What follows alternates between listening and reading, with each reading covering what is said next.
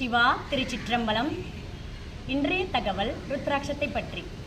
3ஆம் திருமுறையில் திரு ஞானசம்பந்த பெருமான் நமச்சிவாய பதிகத்தில் நெக்குள்ளார்வம் மிக பெருகி இணைந்து அக்கு மாலை தங்கையில் எண்ணுவர் தக்கவானவரால் தகுவிப்பது நக்கண்ணாமம் நம சிவாயவே என்று ருத்ராட்சத்தை பற்றி குறிப்பிட்டுள்ளார்.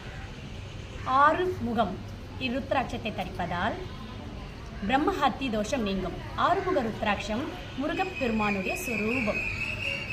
7 முகம் இருத்ராட்சம் ஆதிசேஷனுடைய சொரூபம். இருத்ராட்சத்தை அணிவதால் திருடிய பாவம் நீங்கும். 8 முக ருத்ராட்சம் விநாயக பெருமானுடைய சொரூபம்.